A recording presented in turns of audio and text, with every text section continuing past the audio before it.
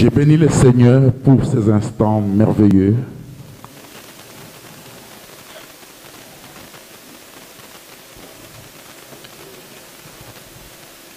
Et surtout qu'il m'a accordé l'opportunité de me tenir devant vous. Dans son amour pour transmettre à son peuple plus cher cette parole.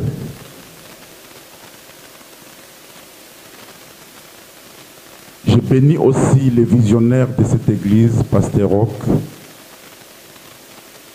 de m'avoir accordé cette opportunité et surtout votre présence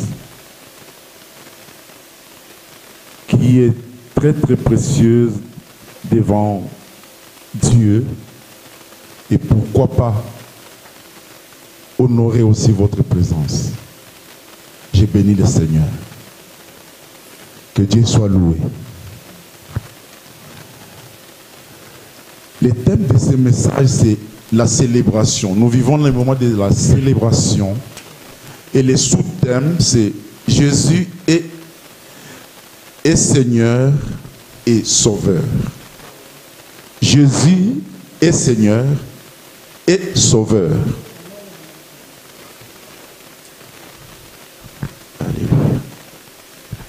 Nazomi yoka bien te na micro oyo.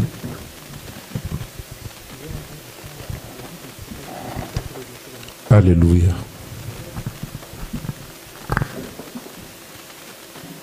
Je disais, Jésus est Seigneur et Sauveur. Alléluia. Si aujourd'hui, quelqu'un considère seulement Jésus comme Sauveur, il fait une fausse route. Mais je voudrais te dire que Jésus est Seigneur et Sauveur. Il est d'abord ton Seigneur et il est ensuite ton Sauveur. Alors, sans plus tarder, nous allons lire dans le livre de Jean 3, versets 16 et 17.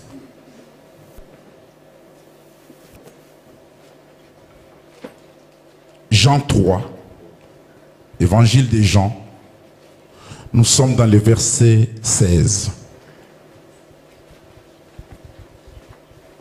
C'est un verset que tout le monde connaît.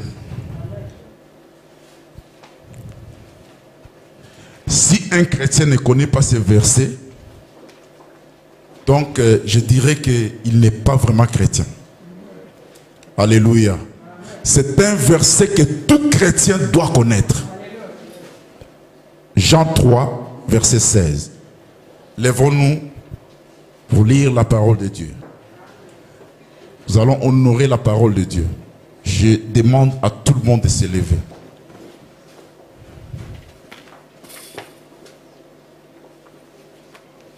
Je lis la parole de Dieu.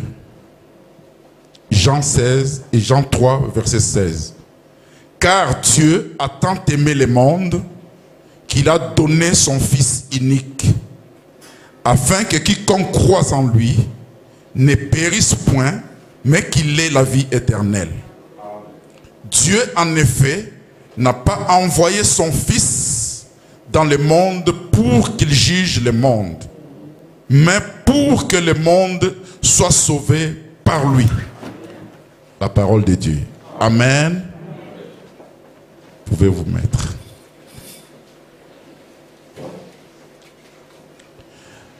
Dans le verset 16, la Bible nous dit que Dieu a tant aimé et il a donné. Il a aimé l'homme. C'est pourquoi il a donné. Pourquoi? Parce que l'homme était perdu. Et l'homme n'avait plus la capacité de se remettre. Alléluia. Et Dieu, dans son amour, il a dit, je dois envoyer mon Fils unique afin que quiconque croira en lui, croire, Bien-aimé, quand je fais un constat, je commence à comprendre que ce verbe-là, croire en Jésus, on les définit très très mal. C'est quoi croire en Jésus? Vous savez, par définition grammaticale, on nous dit croire, c'est penser que, ou penser à quelque chose ou à quelqu'un qui est véritable. Et ensuite, tu dois donner une adhésion de principe à. Alléluia. Donc, tu dois donner une adhésion de principe à ce que tu crois que cela est vrai. Donc, nous croyons que la personne de Jésus est véritable. Nous croyons que la personne de Jésus est vraie. C'est-à-dire, quand nous croyons à cela, c'est-à-dire nous sommes dans la fausseté. Mais maintenant, nous devons maintenant entrer dans la vérité. Alléluia. C'est-à-dire, quand je crois en Jésus, je dois abandonner ma vie ancienne pour prendre la vie de Jésus. C'est-à-dire prendre la vie de Jésus et marcher dans la vérité qui est Jésus-Christ. Est-ce que quelqu'un me comprend? Alléluia. Donc je voudrais te dire que si tu n'as pas encore abandonné ta vie, donc tu n'as pas encore cru au Seigneur. Quelqu'un qui a cru en Jésus pratique la vie de Jésus. Et la vie de Jésus, c'est dans sa parole. Alléluia.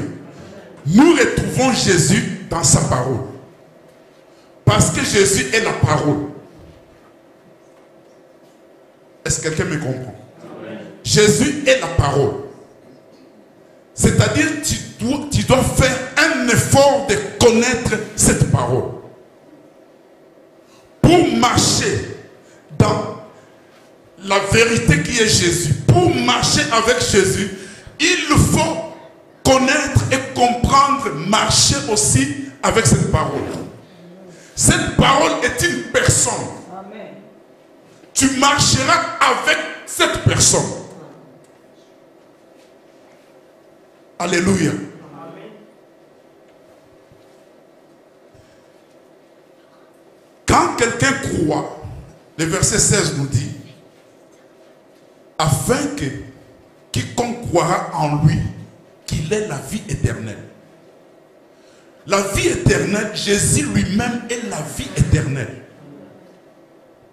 Quand tu crois en lui, c'est par là que tu auras la vie éternelle. La vie éternelle, c'est Jésus lui-même. Et quelqu'un qui donne son adhésion à des principes qui est Jésus, il aura aussi la vie éternelle. Alors, je disais, Jésus est Seigneur et ensuite Sauveur. Si tu ne crois pas, tu ne seras pas sauvé.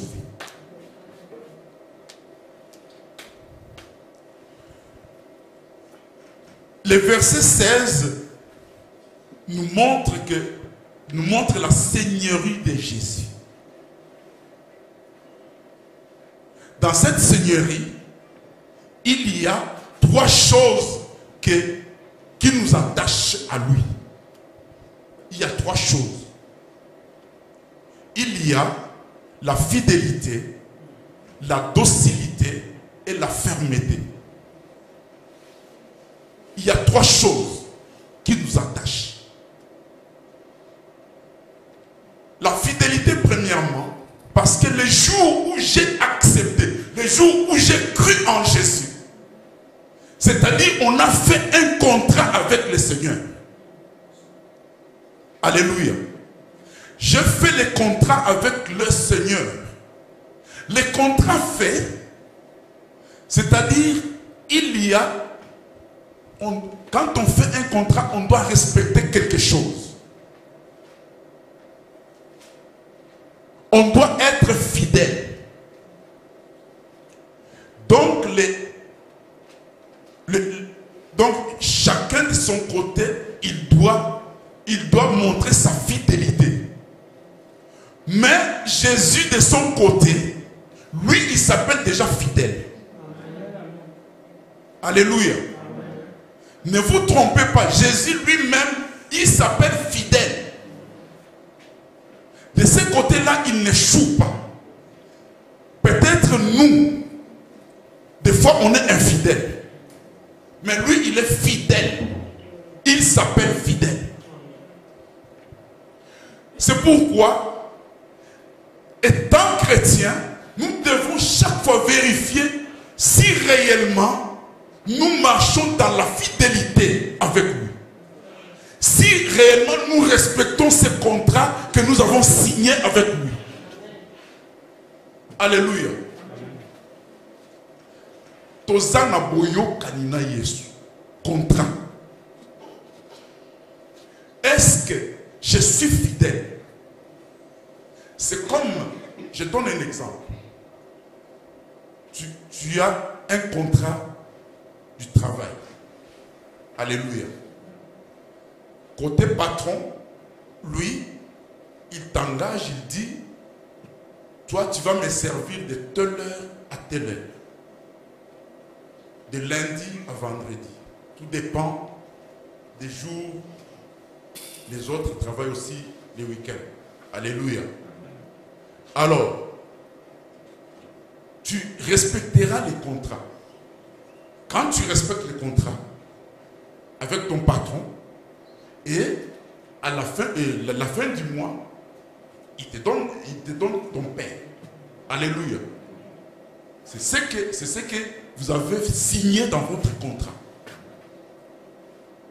Et c'est la même chose avec le Seigneur. Alléluia. Les jours où j'ai cru en Jésus, c'est-à-dire, j'ai fait un contrat avec le Seigneur.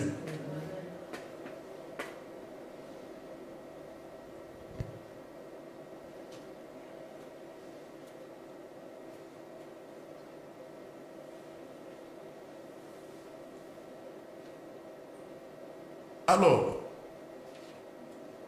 chacun de nous sommes dans l'église.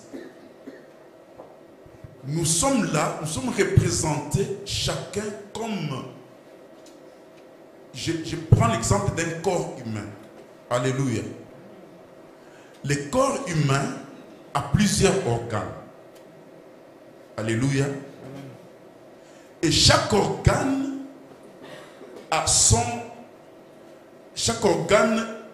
a un rôle très très approprié. Amen. Nous aussi, dans l'église de Dieu, quand nous avons cru en Jésus, Jésus nous a donné, donc Dieu, quand nous sommes nés, il a déposé en nous quelque chose que nous devons cultiver pour savoir qu'est-ce que nous ferons. Qu'est-ce que nous ferons dans la maison de Dieu? Alléluia. On est là comme le membre d'un corps humain. L'autre est le bras, l'autre les pieds, l'autre c'est la tête, l'autre... Non, la tête c'est lui-même Jésus. L'autre c'est l'œil, l'autre c'est... Donc voilà, il y a une répartition. Et chaque organe a un rôle très très approprié.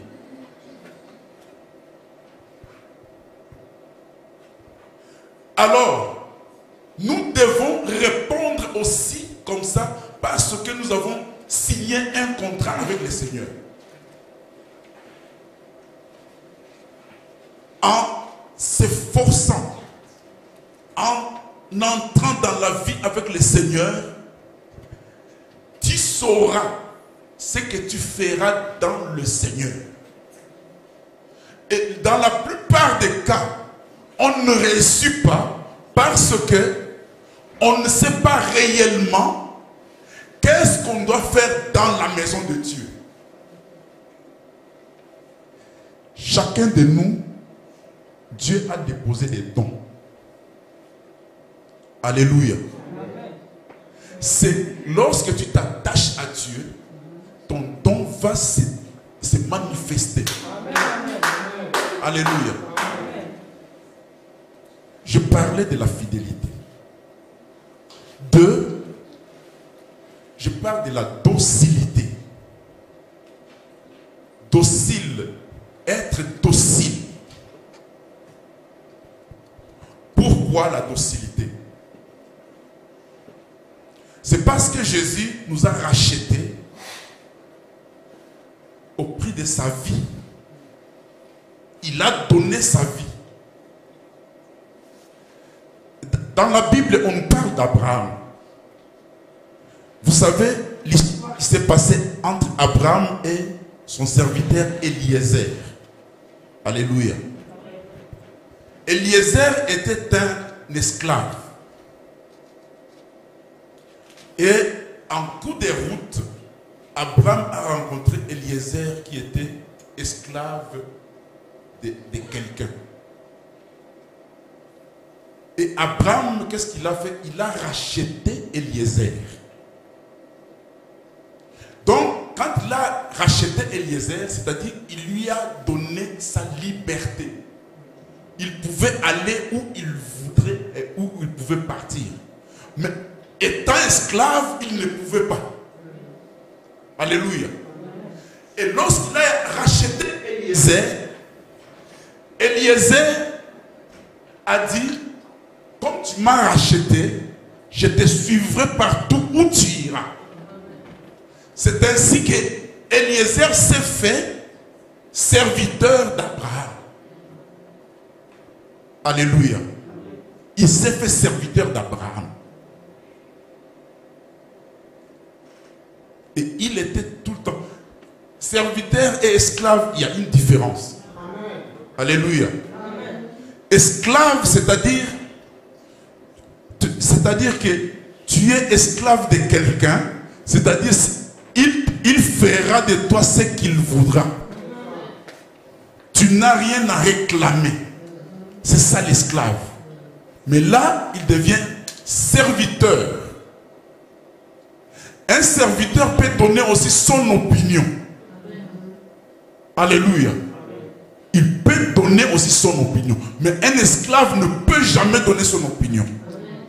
Il obéira dans tout ce qu'on lui dira. De même, Jésus nous a rachetés. Et Jésus nous a rachetés à un prix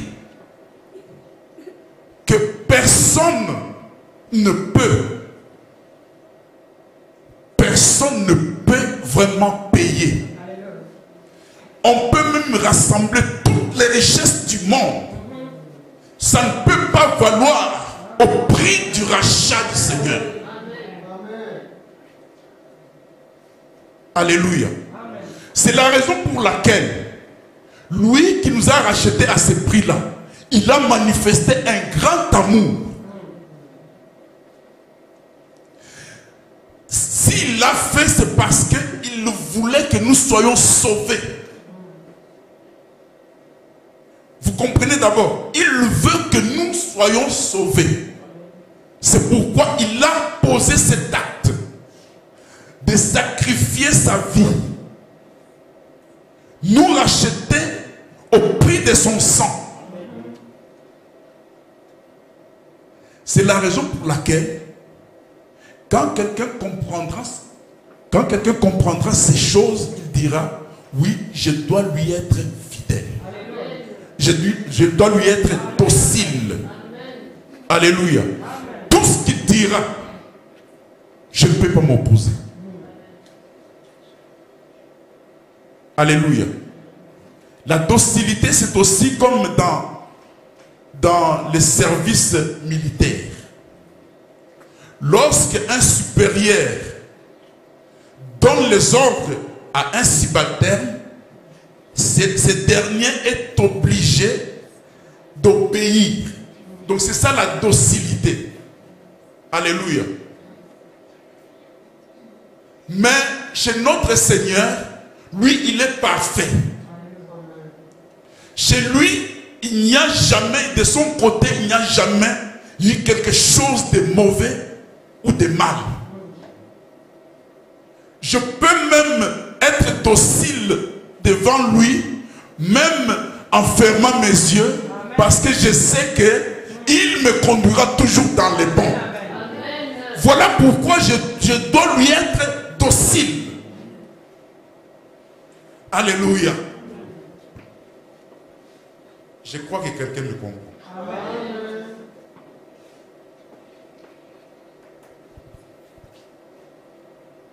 Et le troisième point, c'est quoi? C'est la fermeté.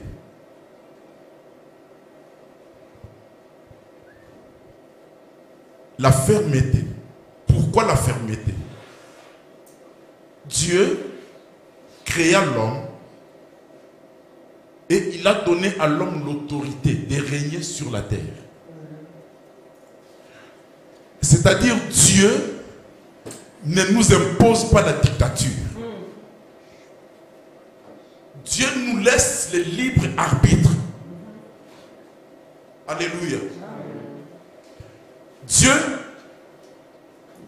nous laisse le libre arbitre. C'est toi